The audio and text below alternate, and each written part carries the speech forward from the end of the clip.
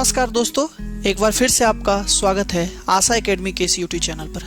मैं कन्हैया सर आप लोग को आज हाइट एंड डिस्टेंस से संबंधित कुछ महत्वपूर्ण क्वेश्चन जो कि आपको आसानी से कहीं नहीं दिखेगा, बहुत अच्छा क्वेश्चन का लेवल है, उसको आज हम लोग करने वाले हैं। तो ज़्यादा बिना बात किए हम लोग शुरू करते हैं, क्वेश्चन की ओर चलते हैं।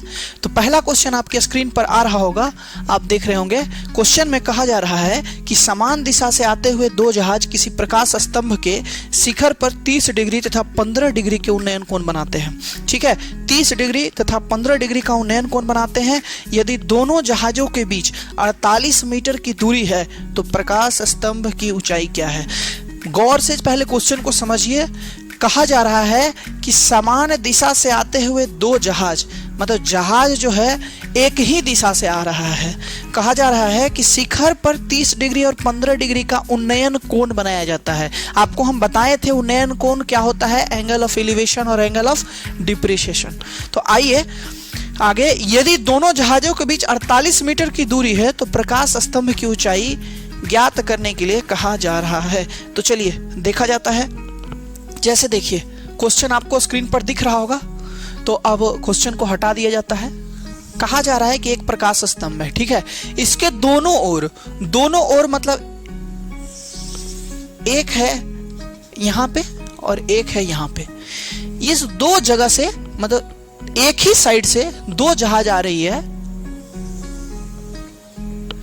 जिसका ये है, इसका जो एंगल बनाया जा रहा है वो एक 30 डिग्री है और एक जगह पर 15 डिग्री है। जी बिल्कुल आप सही समझ रहे हैं, 30 डिग्री और 15 डिग्री है।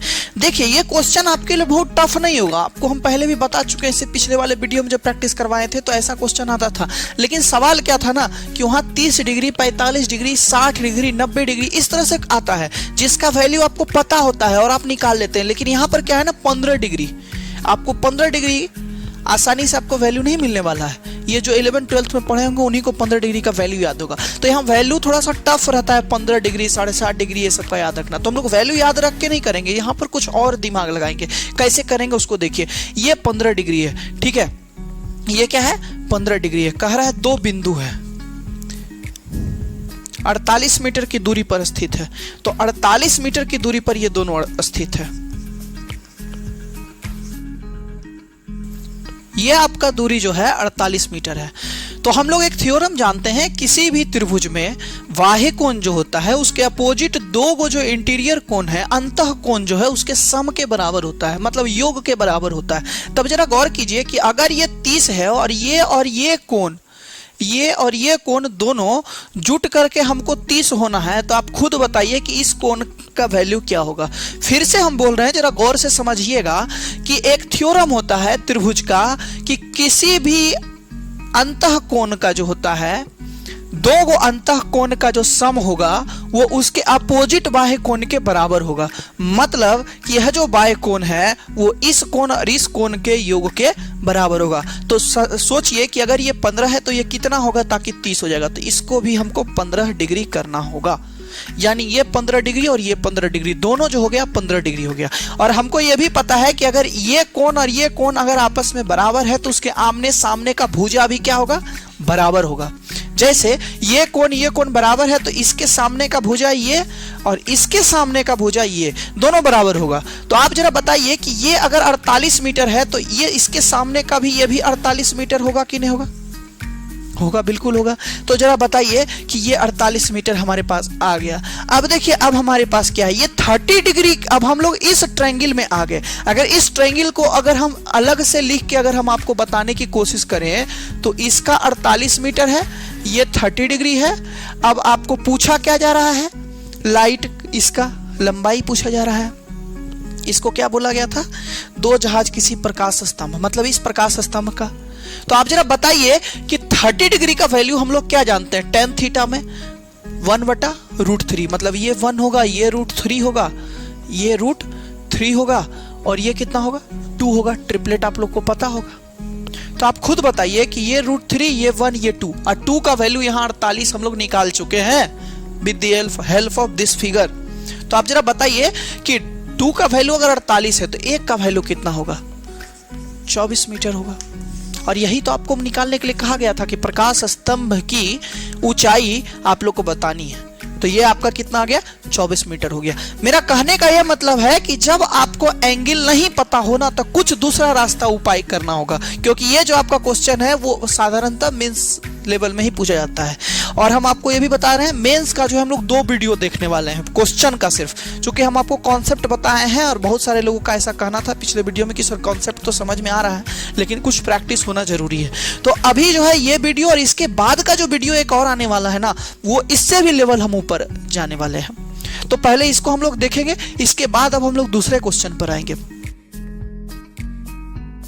तो अब दूसरे क्वेश्चन की ओर हम लोग चलते हैं। दूसरा क्वेश्चन है, किसी खंभे के आधार से, आपको बोर्ड पर आ रहा होगा क्वेश्चन, देख लीजिए आप, कि किसी खंभे के आधार से 60 मीटर तथा 160 मीटर की दूरी पर 2 बिंदु स्थित है। ठीक है, एक बिंदु ए द्वारा खंभे के शिखर पर बनाया गया उन्नयन कोण बिंदु बी द्वारा बनाए गए उन्नयन कोण से दोगुना है।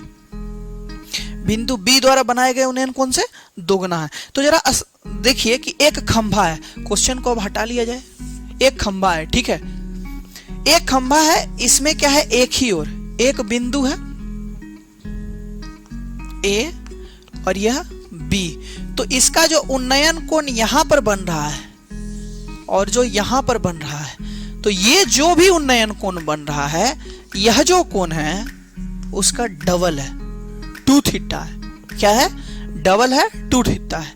तो जरा गौर कीजिए, अगर ये थीटा है, ये 2 थीटा है, उसके बाद क्या कहा जा रहा है, उसके बाद कहता है उन्नयन कोण से दुगना है तो खंभे की ऊंचाई ज्ञात करें। किसी खंभे के आधार से 60 मीटर तथा 160 मीटर की दूरी पर 2 स्थित है। एक डाटा और दिया गया है कि यहां से बिंदु ए जो है वो 60 मीटर पर स्थित है और यहां पर जो बिंदु है वो कितना है, 160 मीटर पर स्थित है। समझ रहे होंगे इस बात को। फिर से हम क्वेश्चन को दोहरा रहे हैं कि एक खंभा है, उसका 2 बिंदु है एक ही तरफ, एक पॉइंट ए है और एक पॉइंट बी है। बी जो है, ए जो है वो बी का डबल एंगल बनाता है और ए पॉइंट जो है इस खंभा के आधार से 60 मीटर की दूरी पर है और बी जो है 160 मीटर की दूरी पर। जरा बात समझिए कि यहाँ 160 है, ये 60 है, तो ये कितना हो जाएगा, 100 मीटर। आसान है, समझ रहे होंगे इस बात को। तो जरा देखिए आगे। फिर हम लोग को अब देखना है कि अब तो यहाँ भैया एंगल भी नहीं है। जैसे कि पिछले क्वेश्चन में हम देख रहे थे कि एंगल तो दिया हुआ था लेकिन वैसा एंगल दिया हुआ था जिसका हमको वैल्यू नहीं पता था, तब हम एक दूसरा रास्ता अपनाए थे। उसी तरह से इस क्वेश्चन में भी क्या है कि यहाँ पर एंगल क्या है, कहीं थीटा है और यहाँ 2 थीटा एंगल दिया हुआ है, नहीं जो हम वैल्यू रखेंगे क्या। तो जरा गौर कीजिए कि फिर हम लोग वही बात सोचेंगे, वही थ्योरम को फिर से कॉन्सेप्ट दिमाग में लाएंगे कि ये एक्सटीरियर एंगल है इस ट्रायंगल के लिए, और अगर ये एक्सटीरियर एंगल है, बाह्य कोण है, तो इसका अपोजिट अंतः 2 कोण जो होगा इसके बराबर होगा। तो एक थीटा है, तो ये वाला कोण और ये कोण दोनों मिल करके 2 थीटा बनेगा। तो ये थीटा है तो ये भी थीटा होगा कि नहीं, पक्का है। दूसरा बात क्या कि ये थीटा है तो इसके सामने का भुजा, ये भी थीटा है तो इसके सामने का भुजा, चूंकि दोनों एंगल बराबर है तो इसके सामने का भुजा भी बराबर होगा। तो आप सोचिए जरा, बराबर है मतलब ये अगर 100 है तो ये भी क्या हो जाएगा, 100 मीटर हो जाएगा। समझ पा रहे हैं आप लोग, उम्मीद करते हैं। जरा गौर से देखिएगा, ये जो क्वेश्चन है, अब इसमें जो आपका ट्रायंगल बचा, ये ट्रायंगल पर अब हम सिर्फ इस ट्रायंगल के बारे में सोचेंगे, इस ट्रायंगल के बारे में। चलिए इस ट्रायंगल को हम यहां पर फिर से लिख रहे हैं। यहां पर ए बिंदु था, यहां 2 थीटा है, समझ रहे होंगे आप लोग। तो अब जरा गौर कीजिए, ये जो है वो आपका 100 मीटर हम लोग निकाल लिए हैं और नीचे में 60 मीटर क्वेश्चन से दिया गया है। आपको पता होगा कि हम आपको ट्रिपलेट भी बताए हैं।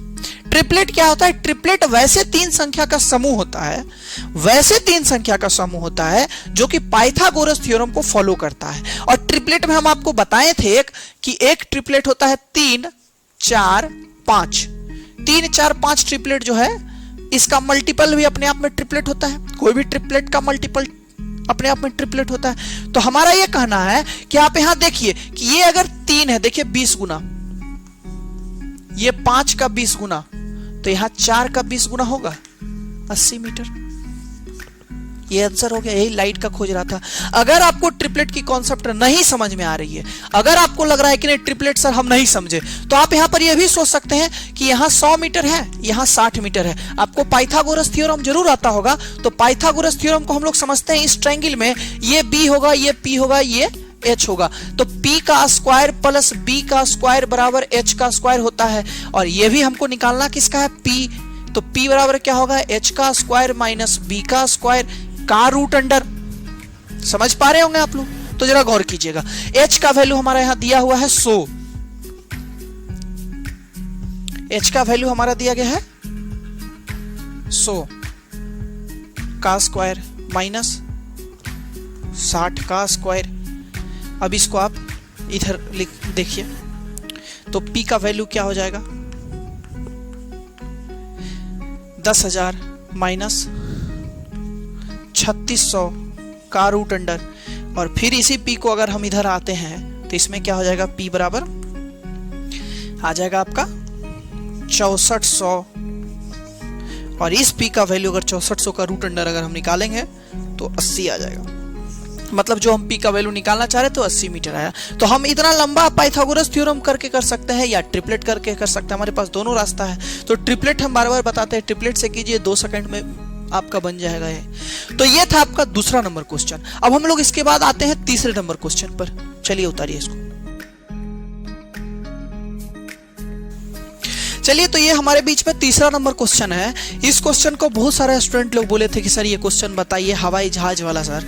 इसके अलावा एक और क्वेश्चन था जो आप बहुत लोग बोले थे कि सर बताइए, वो था पानी का जहाज जो नीचे परछाई बनाता है उसका। तो वो हम अगले वीडियो में बताएंगे, लेकिन फिलहाल इस वीडियो में हम इस क्वेश्चन को देखते हैं। तो ये जो क्वेश्चन है उसमें कहा रहा है कि एक हवाई जहाज जमीन से 3125 मीटर की ऊंचाई पर ऊर्ध्वाधर उड़ते हुए एक अन्य हवाई जहाज के नीचे से गुजरता है। क्वेश्चन आपके बोर्ड पर आ रहा होगा, देख रहे होंगे आप लोग।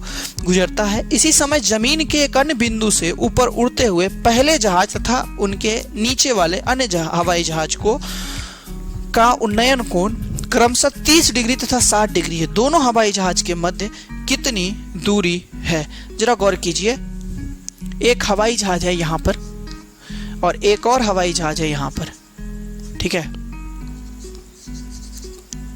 तो अब जरा गौर कीजिएगा, यहां जो है ये धरती पर से 3125 मीटर की दूरी पर उड़ रहा है। इससे ऊपर एक और जहाज है। ये किसी बिंदु से इसका जो एंगल है और इसका जो एंगल है, तो ये जो है ना, ये आपका 60 डिग्री है और ये जो एंगल है वो है आपका 30 डिग्री। देखिए, ये भी क्वेश्चन जो है ना बेसिक टाइप जो हम पिछले सब वीडियो में बताए हैं उसी तरह से ये भी बनता है, लेकिन फिगर थोड़ा सा आपको उल्टा दिख रहा है इसलिए आप लोग नहीं बना पा रहे हैं या डर लग रहा है। तो इसको जरा गौर कीजिएगा, ये 30 डिग्री और 60 डिग्री दो ट्रायंगल है। एक ट्रायंगल ये है और एक ट्रायंगल ये है, आप समझ रहे होंगे। तो दोनों ट्रायंगल में कॉमन जो साइड है वो ये वाला है, तो इसको हम बराबर करके चलेंगे, बन जाएगा। कैसे अब देख लेते हैं। tan 30 डिग्री का वैल्यू क्या होता है? होता है 1/√3, 1/√3। जरा गौर कीजिए। और tan 60 का वैल्यू कितना होता है? ये होता है √3/1, मतलब √3 यहां से यहां तक और 1 यहां से यहां तक। अब जरा गौर कीजिए, इस दोनों को हमको बराबर करना है। बराबर करेंगे तो छोटा को हम बड़ा करेंगे, मतलब इसको √3 से हम लोग गुना करेंगे।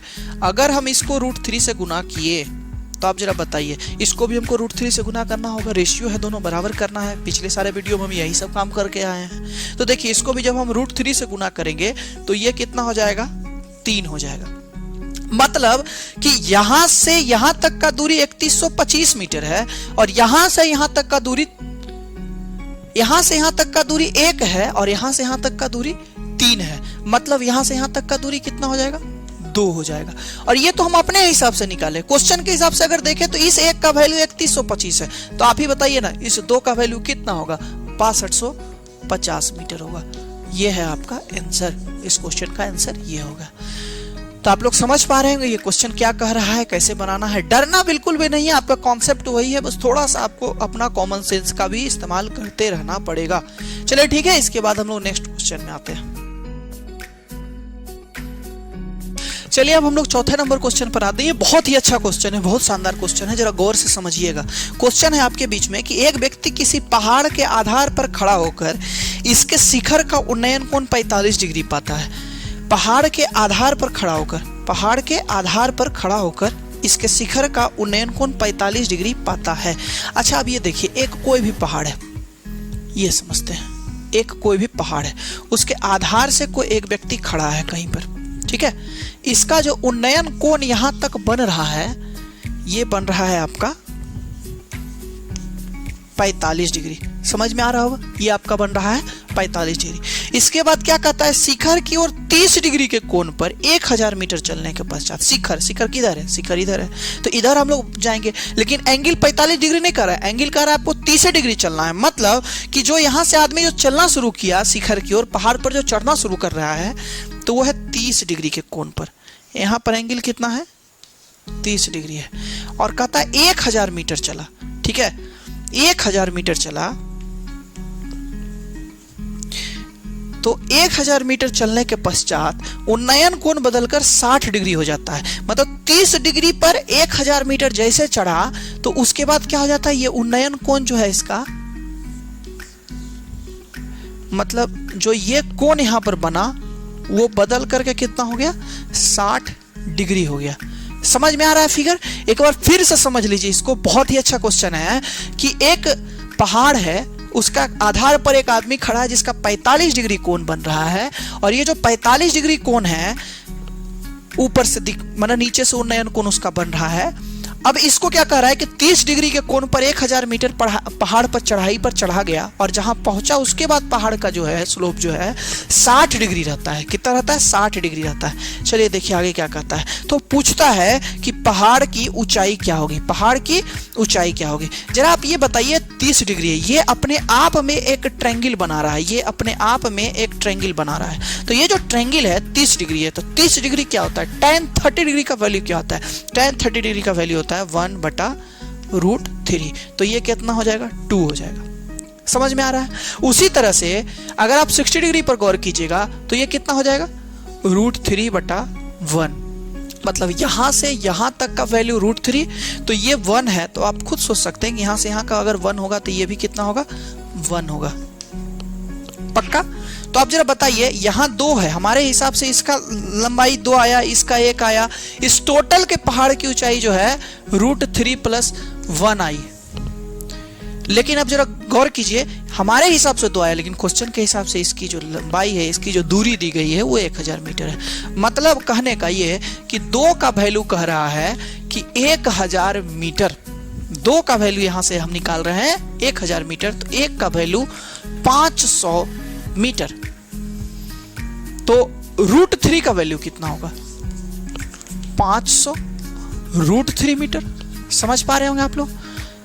लेकिन यहां पर पूछा जा रहा है क्या, पहाड़ की ऊंचाई, और पहाड़ की ऊंचाई कितनी है, √3 + 1। तो √3 + 1 का वैल्यू क्या हो जाएगा, तो 500 √3 + 500, ये है आपका। अब इसको कॉमन ले लीजिए, 500 √3 + 1, आंसर। ये मीटर आपका पहाड़ की ऊंचाई है। ये था आपके बीच में एक क्वेश्चन। इसके बाद हम लोग अब 55वें नंबर क्वेश्चन पर जाएंगे। चलिए, ये जो क्वेश्चन आगे हम लोग जो करने वाले हैं, 2 क्वेश्चन अभी और जो हम लोग करेंगे, ये दोनों देखिएगा बहुत ज्यादा अभी आज के डेट में कॉमन होता जा रहा है, बहुत ज्यादा पूछा जाने लग गया है, और बहुत ज्यादा डर बना, अक्सर ही क्वेश्चन हार्ड है, जबकि हार्ड नहीं है। एक्चुअल में जब इसके कॉन्सेप्ट को जब आप पकड़ करके अगर आप क्वेश्चन बनाइएगा ना, तो बहुत ही आसान लगेगा, और लगेगा कि सर ऐसा ही तो पहले भी सोचते थे हम लोग।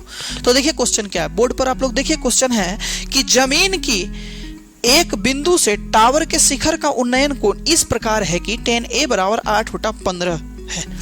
टावर की ओर 117 मीटर चलने पर यह उन्नयन कोण इस प्रकार बदल जाता है कि tan B = 3/4 हो जाता है। तो टावर की ऊंचाई क्या होगी? चलिए देखिए, एक टावर है, ठीक है, और इस टावर में यहां बिंदु है A, और इससे एक एंगल बनाया जा रहा है, इससे एक एंगल बनाया जा रहा है, और यहां से एक और एंगल बनाया जा रहा है B। समझ पा रहे होंगे आप लोग? कहा जा रहा है कि tan A जो है उसका वैल्यू क्या दिया हुआ है, 8/15। जरा गौर कीजिएगा यहाँ पे, tan A = 8/15। पता है आपको 8/15 क्या है इसमें? इसका मतलब क्या है? इसका मतलब सिर्फ इतना है, tan थीटा कभी भी हम लोग देखते हैं तो क्या समझते हैं, P/B समझते हैं।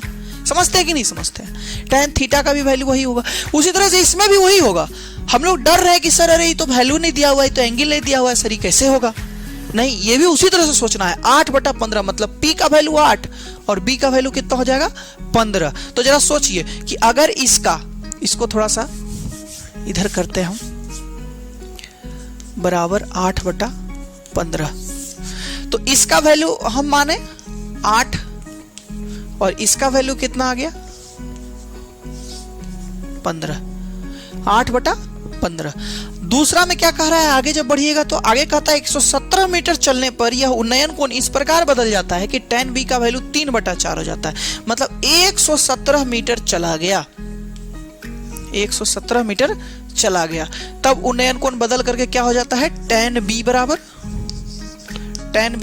3/4 हो जाता है। 3/4 का मतलब क्या हो गया कि इसका वैल्यू हो गया 3 और इसका वैल्यू क्या हो गया 4, 3/4। अब जरा गौर कीजिए, हम बार बार बोलते हैं कि एक जो कॉमन साइड है उसको हर वक्त हम लोग को बराबर करके रखना है। बराबर करने के लिए हमको क्या करना होगा, अगर दोनों को हमको बराबर करना है तो इसको हमको 3 से गुना करना होगा, इसको हम लोग को 3 से गुना करना होगा। ये जो 8 है उसको हम लोग को 3 से गुना करना होगा और 3 को 8 से। तो 3 का जो रेशियो है इससे है, तो इसको 8 से गुना करेंगे तो 8 चौका 32 हो जाएगा। मतलब यहां पर लिख देते हैं, ये हो गया आपका 32। और ये जो 8 को 3 से गुना किया, 8 का रेशियो 15 के साथ था, तो इसको 3 से गुना करिएगा तो ये हो जाएगा 45। मतलब मेरा कहने का कि अगर हम रेशियो को बराबर कर लेते हैं तो यहां से यहां तक का दूरी 45 और यहां से यहां तक का दूरी 8 तिया 24। समझ पा रहे हैं, मतलब यहां से यहां 45, यहां से यहां 32, तो आप खुद सोचिए पूरा दूरी 45, यहां से यहां 32, तो ये दूरी कितना होगा हमारे हिसाब से, तो 45 माइनस 32 तो कितना हो जाएगा 13। मतलब मेरे हिसाब से 13 आया, लेकिन इसी दूरी का क्वेश्चन में दिया गया है आप लोगों का कि सर 117 मीटर है। तो 13 का वैल्यू अगर हम लिखते हैं 117, 13 का वैल्यू 117, तो 1 का वैल्यू 9 मीटर। उसी तरह से हमारा पूछा क्या जा रहा है, इसकी ऊंचाई, तो इसकी ऊंचाई हमारे हिसाब से 24, तो 24 का वैल्यू कितना हो जाएगा 24 गुना 9 मीटर। समझ पा रहे हैं आप लोग हम क्या कहने चाह रहे हैं, मतलब इतना आपका आंसर हो गया। ये था आपका क्वेश्चन। इसी टाइप का एक और क्वेश्चन अभी इसी वीडियो में अभी हम लोग देखने वाले हैं, ठीक है। तो इसको पहले उतारिए, इसको समझिए। चलिए, तो ये जो आपका एक और क्वेश्चन आपके बीच में है, इस वीडियो के लिए आखिरी क्वेश्चन ये है, जो अभी जिस तरह से हम बताए वही सेम क्वेश्चन और है, वही टाइप का। देखिएगा कि जमीन के एक बिंदु से देखने पर एक टावर के शिखर का उन्नयन कोण इस प्रकार है कि इसका टेंजेंट बराबर 5/12 पाया जाता है। आप जरा समझिएगा, टेंजेंट 10 का ही फुल फॉर्म होता है और 10 का वैल्यू आपका इसमें दिया गया है 5/12, 5/12। और कहता है कि 192 मीटर अगर और हम टावर की ओर चलते हैं तो उसका उन्नयन कोण जो हो जाता है वो बदल जाता है और फिर टेंजेंट कितना हो जाता है, 10 का वैल्यू कितना हो जाता है 3/4 हो जाता है, 3/4 हो जाता है। तो पूछा जा रहा है टावर की ऊंचाई क्या होगी। तो जरा देखिएगा, एक टावर है, यहां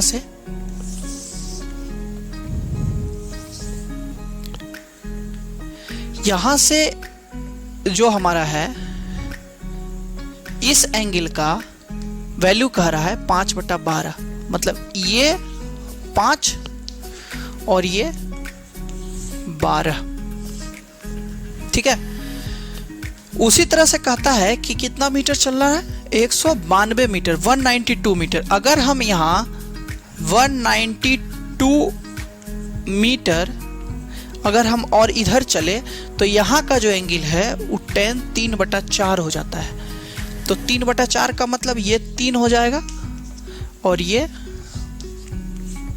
4 हो जाएगा, ये 3 हो जाएगा और ये 4 हो जाएगा। जरा गौर कीजिएगा, अगर हम इस दोनों को अगर हम बराबर करना तो होगा हमको, क्योंकि ये साइड हमारा कॉमन है, तो इसको हमको 5 से गुना करना पड़ेगा और इसको हमको 3 से गुना करना पड़ेगा।